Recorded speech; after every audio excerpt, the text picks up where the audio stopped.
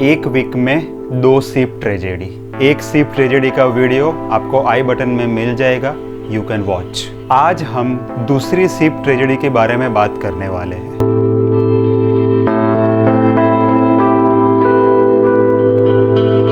Ships जितना हम सोचते हैं उससे ज़्यादा डेंजरियस है। वो कैसे, मैं एक्सप्लेन करता हूँ। आज के टाइम में अगर मुझे कोई शिप अपना खुद का करना है तो वो बहुत ही सिंपल इजी प्रोसेस है। पहले आपको एक शिप को बाय करना पड़ेगा, वो पुराना भी हो सकता है या तो यूज़ किया हुआ भी हो सकता है। फिर मैं एक शेल कंपनी स्टार्ट करूँगा एंड वही शिप को मैं अपनी कंपनी के अंडर रखूँगा। फिर मैं अपनी कंपनी को एक फॉरेन कंट्री में रजिस्टर करवा दूंगा जहाँ पर मैं रहता भी नहीं हूँ, जैसे कि पनामा।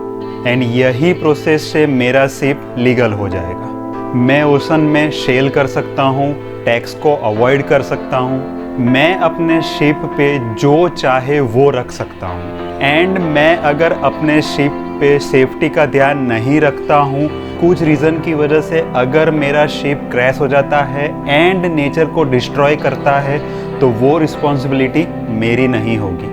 वो रिस्पॉन्सिबिलिटी होगी जो कंपनी मैंने पनामा में रजिस्टर की है उसकी। ये बहुत ही सिंपल है बट प्रॉब्लम तो ऑब्वियस है। शिपिंग इंडस्ट्री बहुत ही अनसेफ इंडस्ट्री है। दुनिया के 20% शिप्स सिर्फ पनामा में ही रजिस्टर हुए हैं। पनामा इसलिए क्योंकि वहाँ के रूल्स एंड रेगुलेशन बहुत ही इजी है, क्योंकि वहाँ बहुत ज़्यादा रूल्स ही नहीं है।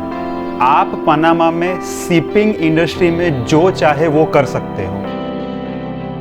एंड फ्रेंड्स, यही सेफ्टी इश्यू की वजह से कभी कभी बहुत बड़े डिजास्टर भी हो जाते हैं। एग्जाम्पल के तौर पे मॉरिशस की ओर एक शिप बढ़ रहा था एंड उसको किसी ने नोटिस नहीं किया एंड वो शिप कोरल में क्रैश हो गया एंड टन्स ऑफ ऑयल उसने समुंदर में स्पिल कर दिया, वो भी rarest marine life of world के ऊपर।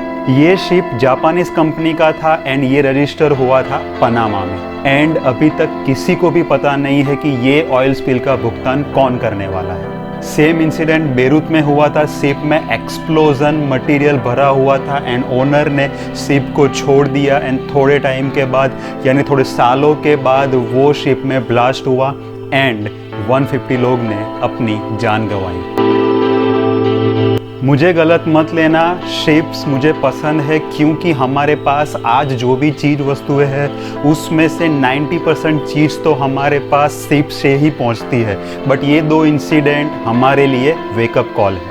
अगर आप अपना जहाज़ ओशन में चलाना चाहते हो एंड आप अपने जहाज़ पे ऑयल या तो बॉम्ब्स को कैरी करना चाहते हो तो वो आपकी रिस्पॉन्सिबिलिटी होगी, ना कि जो आपने फेक कंपनी जो पनामा या तो फिर लाइबेरिया जैसे देश में रजिस्टर करवाई है। सिर्फ पैसे बचाने के लिए आपको टैक्स को अवॉइड नहीं करना चाहिए, ना ही चीप लेबर को हायर करना चाहिए एंड ना ही यूज्ड किया हुआ या तो पुराना शिप चूज करना चाहिए या तो खरीदना चाहिए।